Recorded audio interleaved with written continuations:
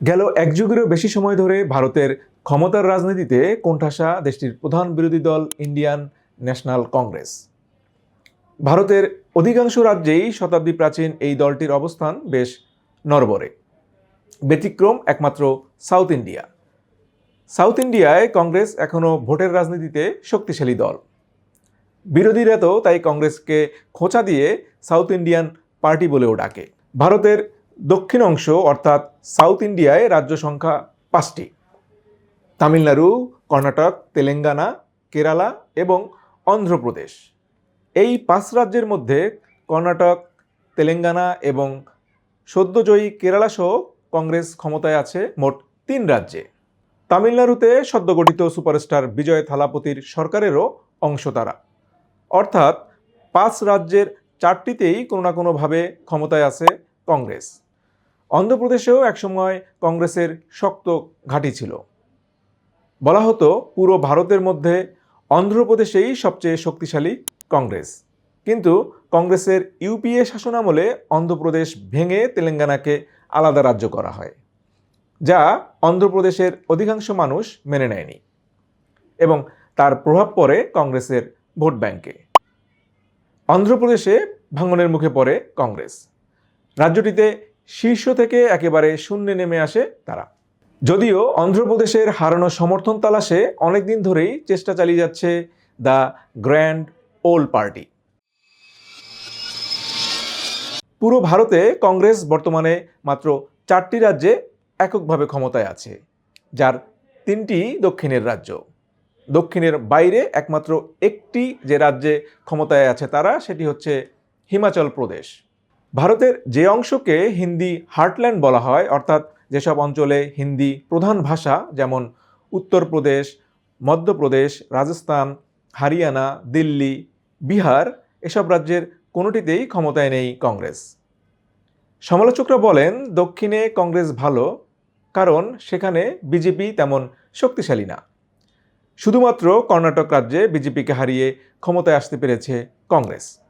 এর বাইরে সেখানে কংগ্রেসের প্রধান প্রতিপক্ষ মূলত বামফ্রন্ট এবং অন্যান্য আঞ্চলিক দল। ফলে যেসব রাজ্যগুলোতে কংগ্রেসের প্রধান প্রতিপক্ষ বিজেপি, সেগুলোর অধিকাংশেই কংগ্রেসের অবস্থা বেশ নাজুক। লম্বা সময় যাবৎ বিজেপিকে হারিয়ে ক্ষমতায় আসতে পারছে না তারা। ফলে ভারতের রাজনীতিতে প্রাসঙ্গিক ও প্রধান বিরোধী দল হিসেবে টিকে থাকতে কংগ্রেসের জন্য দক্ষিণ ভারত খুবই গুরুত্বপূর্ণ। এবার আসা যাক কেরালা প্রসঙ্গে। কেরালায় এবার বড় জয় পেয়েছে কংগ্রেস জোট। 140 সদস্যের কেরালা বিধানসভার 102টি আসনেই জিতেছে তারা। এর মধ্য দিয়ে 10 বছর পর আবারও রাজ্যের ক্ষমতায় ফিরছে তারা। কিন্তু এত বড় জয়ের পরেও স্বস্তিতে নেই দলটি। জয়লাভের 1 সপ্তাহেরও বেশি সময় পেরিয়ে গেলেও দলের পক্ষ থেকে এখনও রাজ্যের নতুন মুখ্যমন্ত্রীর নাম ঘোষণা করা সম্ভব হয়নি। আর এর পেছনের কারণ কংগ্রেসের সেই চিরায়ত অভ্যন্তরীণ উপদলীয় কোন্দল। মুখ্যমন্ত্রীর পদকে কেন্দ্র করে 3 ভাগ হয়ে গেছে কেরালার কংগ্রেস। কারণ রাজ্যটিতে মুখ্যমন্ত্রীর দাবিদার 3 বর্ষীয়ান কংগ্রেস নেতা। এদের মধ্যে আছেন কেসি ভেনুগোপাল, যিনি কংগ্রেসের কেন্দ্রীয় সংগঠন মহাসচিব।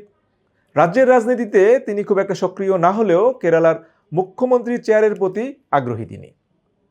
এরপর আছেন ভিডি সতীশান, যিনি কেরালার বিগত সরকারের বিরোধীদলীয় নেতা ছিলেন।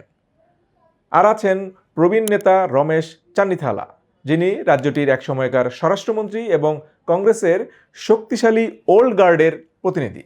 এই 3 নেতাই বেশ যোগ্য, দক্ষ এবং পরীক্ষিত। সমস্যা হলো তারা প্রত্যেকেই মুখ্যমন্ত্রী হওয়ার জন্য দলের হাইকমান্ডের উপর যার যার অবস্থান থেকে চাপ প্রয়োগ করছেন। ফলে হাইকমান্ডও যেমন বিব্রত, তেমনি বিভক্ত হয়ে পড়েছে কেরালা কংগ্রেস। বিধানসভার নির্বাচনী লড়াইয়ে নেতৃত্ব দেওয়ার কারণে ভিডি সতীশানের প্রতি তৃণমূল পর্যায়ের কংগ্রেস কর্মীদের সমর্থন বেশি। নিকট অতীতে তার নেতৃত্বে কংগ্রেস একাধিক উপনির্বাচন ও স্থানীয় সরকার নির্বাচনে উল্লেখযোগ্য সাফল্য পেয়েছে, যা তাকে শক্তিশালী দাবিদার হিসেবে সামনে নিয়ে এসেছে। সতীশান তার এই সমর্থনকে হাইকমান্ডের নজরে আনতে তৃণমূলের কর্মীদের দিয়ে ব্যাপক শোডাউন করছেন রাজ্য জুড়ে এবং সোশ্যাল মিডিয়ায়। উই ওয়ান্ট সতীশান ক্যাম্পেইন এখনও চলছে। অন্যদিকে নির্বাচিত কংগ্রেস বিধায়কদের 2/3 মুখ্যমন্ত্রী হিসেবে সমর্থন করছেন কেসি ভেনুগোপালকে, মুখ্যমন্ত্রী নির্বাচনের ক্ষেত্রে যা সবচাইতে গুরুত্বপূর্ণ। আর এ বিষয়টি তাকে এগিয়ে রাখছে। পাশাপাশি কেসি ভেনুগোপাল রাহুল গান্ধী তথা কংগ্রেসের ফার্স্ট ফ্যামিলি গান্ধী পরিবারের অত্যন্ত বিশ্বস্ত হিসেবে পরিচিত। আর রমেশ চান্নিথালা প্রবীণ, অভিজ্ঞ, পরীক্ষিত এবং অর্গানিক নেতা। একসময় ছিলেন কংগ্রেসের স্টুডেন্ট উইং, NSUI এবং যুব কংগ্রেসের সর্বভারতীয় সভাপতি। কেরালা রাজ্য কংগ্রেসের সভাপতির দায়িত্ব পালন করেছেন তিনি। কিন্তু সমস্যা হলো, তিনজনকে তো আর মুখ্যমন্ত্রী করা যাচ্ছে না। ফলে সিদ্ধান্তহীনতায় কংগ্রেস হাইকমান্ড। তারা চাইছেন 3 নেতাকেই সন্তুষ্ট রেখে একজনকে মুখ্যমন্ত্রী করতে। কারণ মুখ্যমন্ত্রী নির্বাচন করাকে কেন্দ্র করে দলের মধ্যে কোনো বিভক্তি কিংবা ভাঙন তারা চান না। কিন্তু VD সতীশান জানিয়ে দিয়েছেন, হয় মুখ্যমন্ত্রীর পদ নয়তো কিছুই না।